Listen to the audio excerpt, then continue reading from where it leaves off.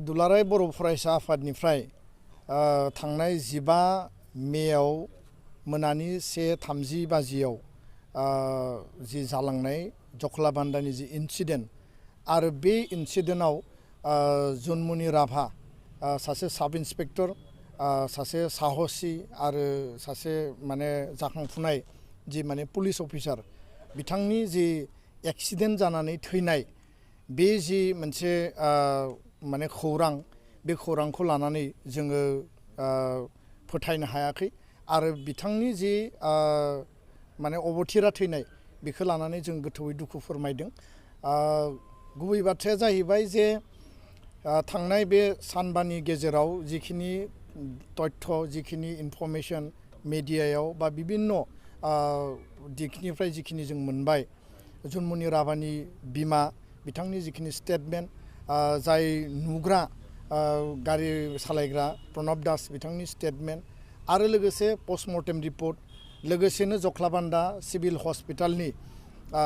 जाय माने सुइपार बिथाङा जुनमुनि राभानि डेड बडिखौ बोखांनो थाखाय गारिसिम फैदोंमोन आरो बिथाङा बोखांनो फैनाय समाव गारियाव मा नुदोंमोन बे गासै डाटा तथ्यफोरखौ लाजोबनानै आरो CIDनि जिखिनि माने इनभेस्टिगेसन सोलिबाय थादों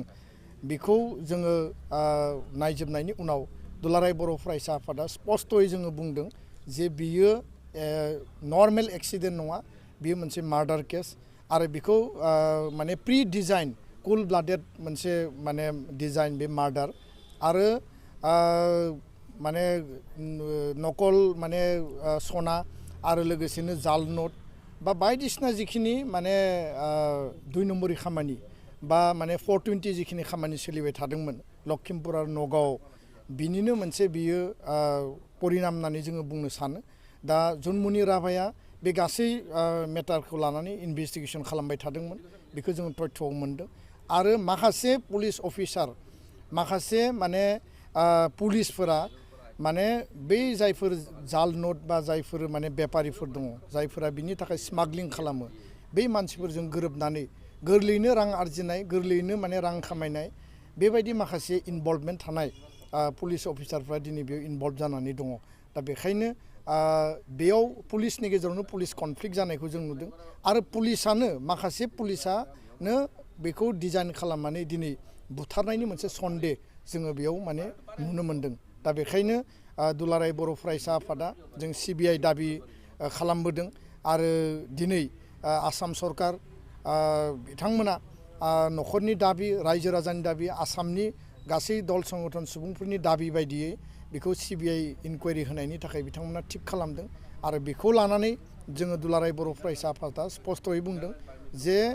कुनु सन्देह गैयाबासिनो कुनु माने बेबायदि गोनो गोथो गैयाबासिनो कुनु जाहाथे बेयाव डिले गैयाबासिनो जाहाथे इनकुवारिया स्वच्छ जायो क्लियार काट जायो इनकुवारिया जाहाथे इन्डिपेन्डेन्टलि जायो बेयाव जाहाथे रावनिबो इनफ्लुयेन्स थाया आरो न'खरा जुनमुनि राभानि परियाला जाहाथे न्याय जास्टिस मोननो हायो आरो लोगोसे जाय दायनिगिरि बे दायनिगिरिया जाहाथे बेयाव पानिशमेन्ट मोनो बेखौ लानानैसो जोङो दिनै असमिया मिडिया आरो बर' मिडियायाव जोङो क्लियार काटै बुंबाय जुनमुनि राभानि न'खरा जथेस्थ' गोरिब जों नुबाय बिथांनि सारादु खुंनो थाखाय बिथांमोननियाव रां गैया जुनमुनि राभाया जि सानाव थैदों बिनि